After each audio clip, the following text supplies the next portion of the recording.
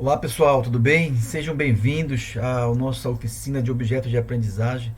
Sou o professor Adelmar Júnior e para mim é um grande prazer estar junto com vocês aqui nessa jornada que se inicia agora. Então, inicialmente eu quero lhe dar essas boas-vindas e falar um pouco de como nós vamos trabalhar, né, durante essa oficina, como é que vai ser a metodologia que a gente vai utilizar, o conteúdo programático, que ferramentas digitais nós vamos utilizar para criar esses objetos. Então, muita informação importante que a gente precisa fornecer agora para que vocês possam trabalhar aí nesses dias com muita tranquilidade, né? E que a gente consiga alcançar os nossos objetivos. Muito bem, meus amigos. Então, o nosso curso ele tem como objetivo instrumentalizar, né, o cursista com o uso de algumas ferramentas computacionais de produção de conteúdos online, permitindo a compreensão desses conceitos envolvendo objetos de aprendizagem que serão construídos a partir de mídias digitais. Então, o foco principal é vocês conhecerem realmente como usar essas ferramentas, né, de que forma vocês podem criar esses conteúdos dentro das disciplinas de vocês, né, e que realmente ele tenha um caráter bastante prático. Então, o curso está estruturado de forma que vocês construam os próprios objetos a partir da utilização dessas ferramentas que vocês irão conhecer, né, ao longo do curso. Muito bem, a oficina ela vai estar estruturada em dois momentos, que a gente chama de momento assíncrono e síncrono. No momento assíncrono, vocês vão ter acesso a algumas videoaulas, né, que compõem aí essas 4 unidades de aprendizagem. Então, dentro dessas unidades de aprendizagem, vocês vão ter o acesso aos videotutoriais, que vai mostrar para vocês passo a passo como baixar a ferramenta, como acessar as ferramentas e como utilizá-las, né, para criar, né, as atividades que vão estar sendo propostas em forma de exercício. E no segundo momento, que é o momento presencial, conectado, já é um momento síncrono, né, a gente vai ter uma conferência onde a gente vai se encontrar e vocês vão socializar, né, os trabalhos que vocês fizeram, os exercícios que vocês fizeram.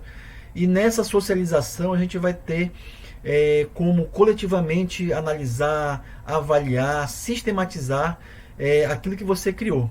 Então é um momento interessante porque a gente vai ter a contribuição de todos os integrantes aqui da turma, né, para poder fazer essa avaliação e ter esse diálogo aí com vocês, dando esses feedbacks que a gente vai precisar para entender melhor, né, se realmente o que vocês criaram ele atendeu o objetivo, né, ao que ele se propõe, tá certo? Então a gente começa aqui com uma frase do movimento construtivista, né, de Vygotsky, que diz que o saber que não vem da experiência não é realmente saber.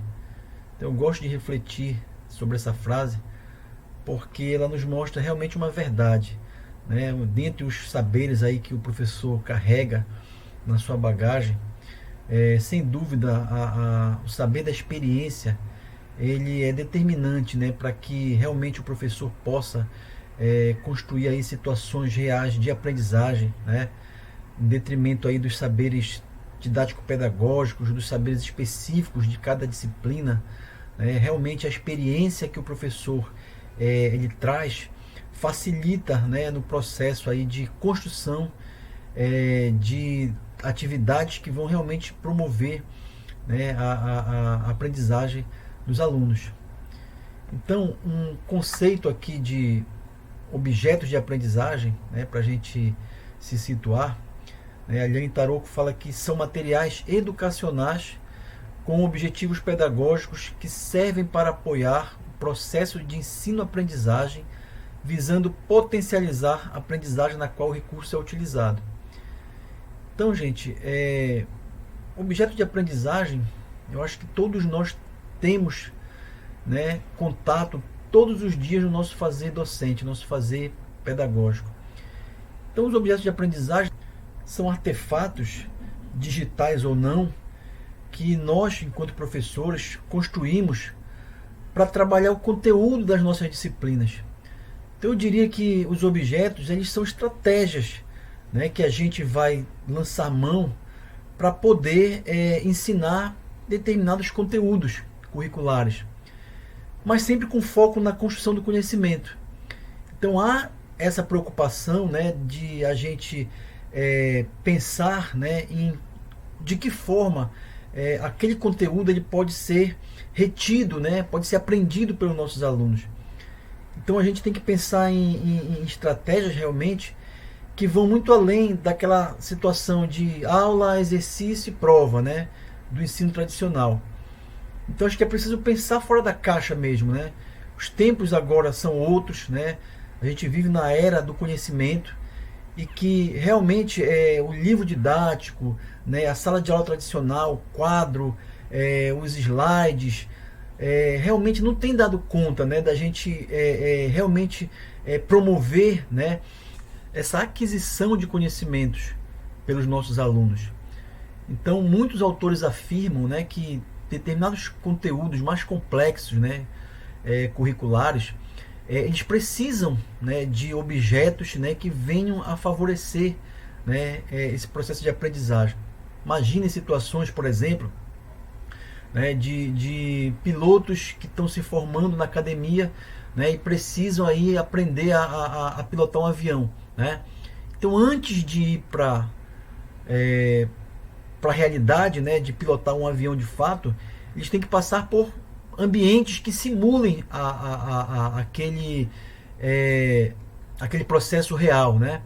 Os médicos acontece a mesma coisa, né? Vários procedimentos médicos eles são aprendidos através de simulações, né, de objetos, né, que vão aí simular o funcionamento do corpo humano, bonecos, né, que vão ter a anatomia aí do corpo humano para que os médicos possam treinar, né, aquelas atividades mais complexas, né?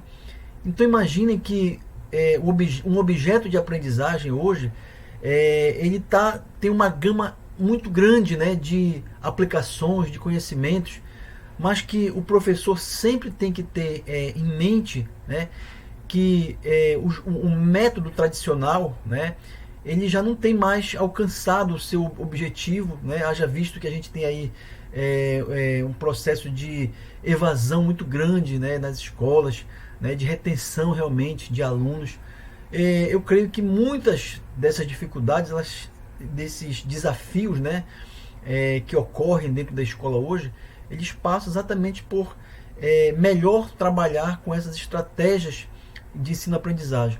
Então, construir objetos de aprendizagem, eles vêm ao encontro exatamente dessa necessidade real, né, que a educação brasileira ela passa hoje, né, que a gente realmente prepare os nossos alunos para não só decorar conteúdos, mas sim aprender realmente habilidades, aprender competências que eles possam aí utilizar, né, no dia a dia do seu trabalho, das suas profissões, né?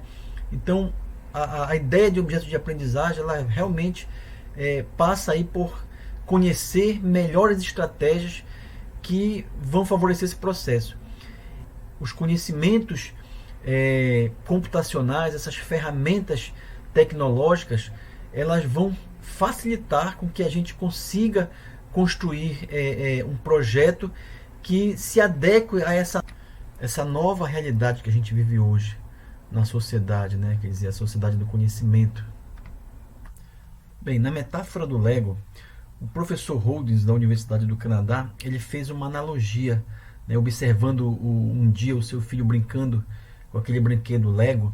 Ele fez uma analogia com as peças do brinquedo com objetos de aprendizagem, né, onde cada peça dessa do brinquedo ele podia reutilizar, né, o seu filho no caso reutilizava e fazia vários outros brinquedos, né?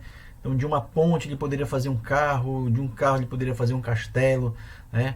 Então o que ele observou? Que quando se monta, né, esse brinquedo, as peças elas podem ser reutilizadas para formar outros novos brinquedos. Então no objeto de aprendizagem, né, quando se faz um objeto de aprendizagem para promover, né, a aprendizagem de um determinado conteúdo, esse mesmo objeto ele pode ser modificado, reutilizado para formar outros objetos de aprendizagem de outros conteúdos. Então, assim, só para fazer uma comparação, né? Se você estiver, por exemplo, trabalhando, um professor de biologia, estiver trabalhando com um assunto de sistemas respiratórios, né? E aí dos objetos que esse professor construa se refere aos pulmões, né?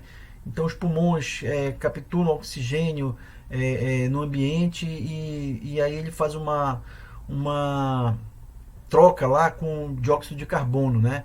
É uma das funções dos pulmões, né? No outro momento, né, dentro desse mesmo sistema respiratório, né, o sistema nervoso central ele é capaz de fazer uma ventilação pulmonar, né? E aí cada objeto que ele vai construindo para trabalhar no sistema respiratório pode ser usado como se fosse uma peça que ele vai encaixando depois em outros sistemas, né, para compor aí uma aprendizagem maior, né? Então, o objeto de aprendizagem nesse sentido aí, ele teria essa possibilidade de criar significados, né, para cada objeto desse, né, dentro de um contexto onde se estuda um determinado assunto, um determinado tema, né?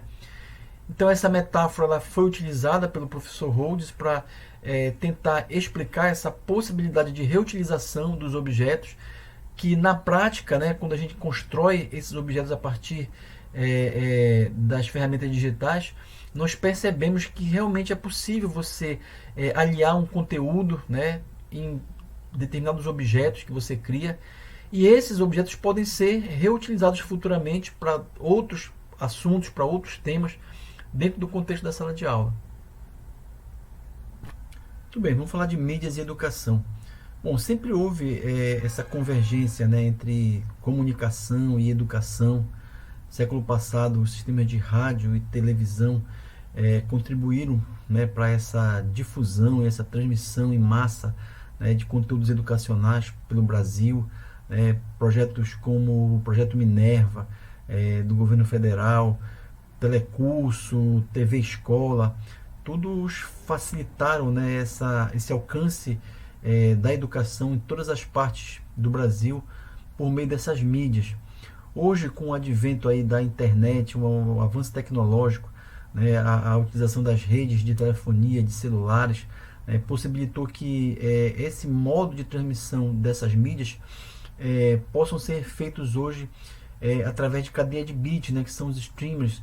Então você tem aí várias aplicações dessas mídias, todas integradas, né, nas redes sociais, né, e de forma que você pode ter conteúdos instantâneos, né, dessas mídias no teu celular ou então no computador.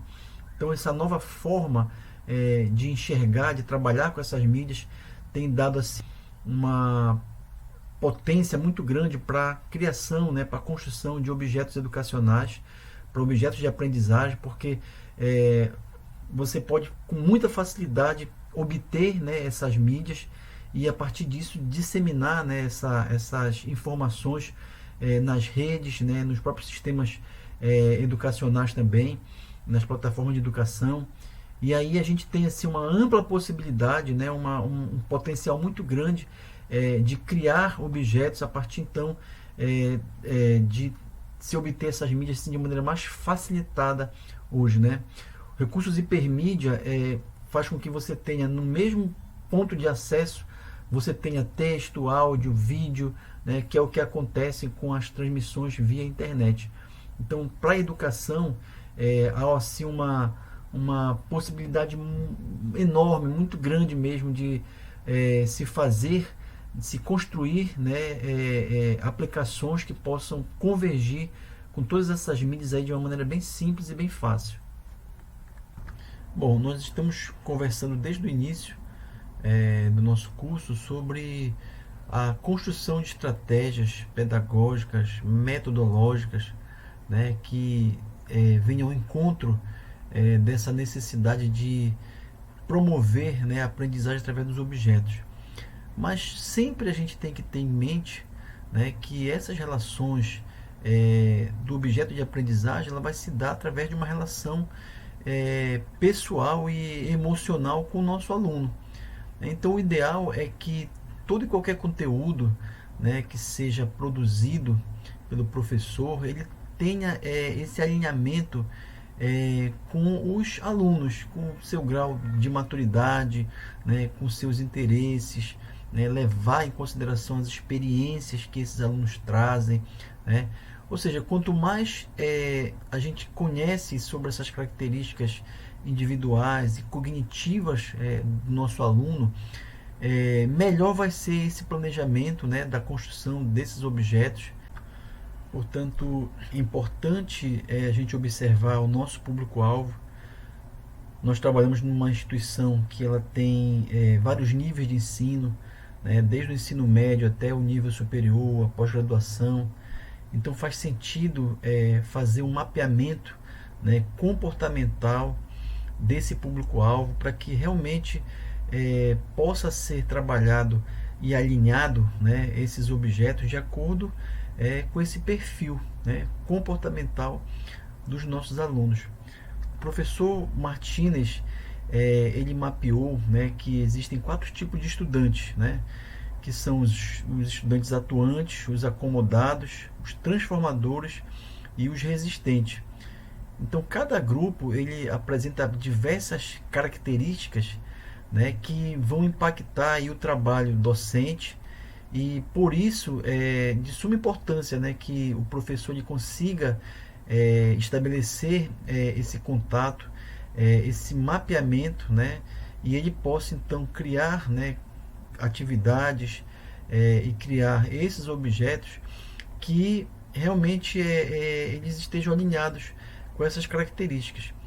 Por exemplo, os alunos que são atuantes, né, são aqueles alunos mais extrovertidos, são aqueles alunos mais que buscam realmente aprender, né, buscam a aprendizagem, gostam de se sentir desafiados.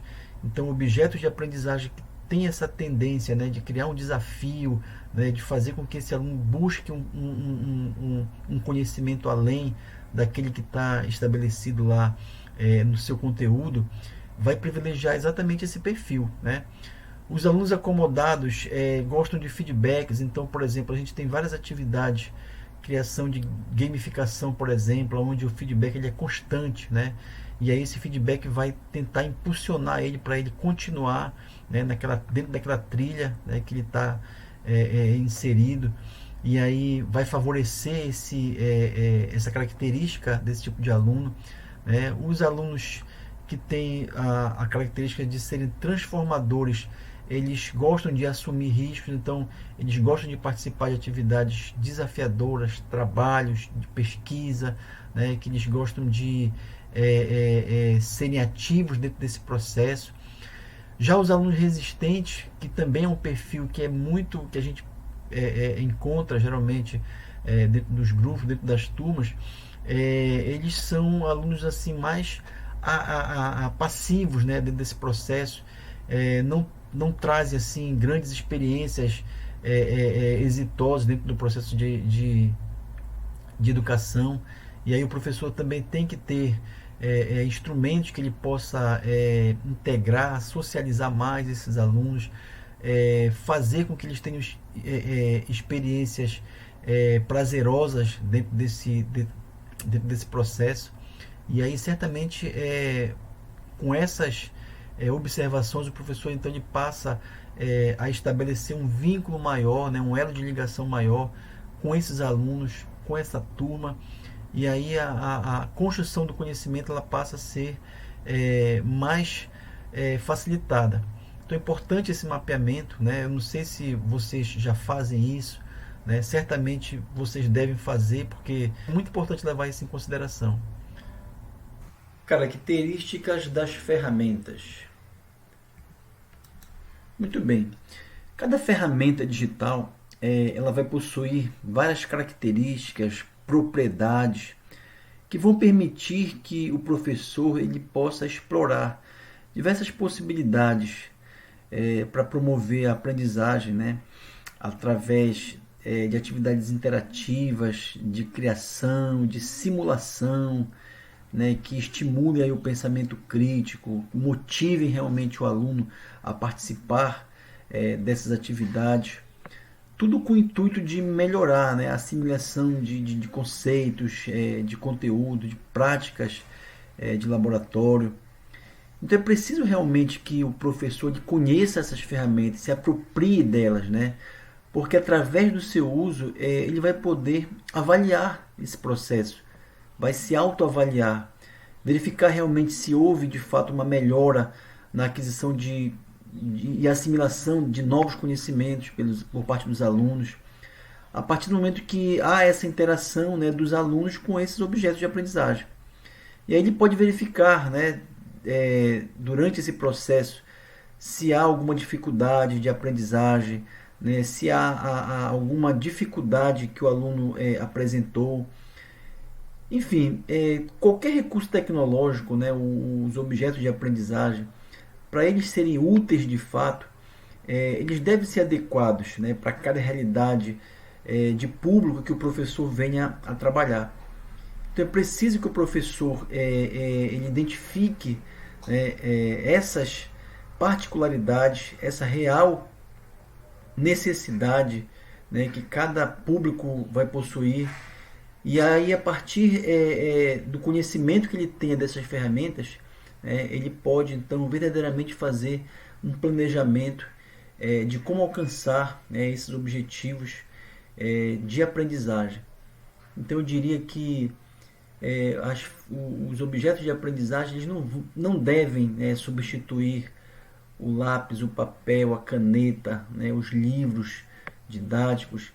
Na verdade, ele vai ser um aliado do professor, né? As ferramentas computacionais elas vão ser aliadas do professor para que realmente ele possa garantir que toda a diversidade cultural, né, dos seus alunos possa ser alcançada, né, a partir do conhecimento dessas ferramentas e quando ele pô-las em prática na sala de aula. Dessa forma, as mídias digitais elas passam a ser complementares dentro desse processo. Ferramentas de autoria. Bom, nós vamos utilizar essas ferramentas para construir os nossos objetos de aprendizagem, os nossos conteúdos digitais.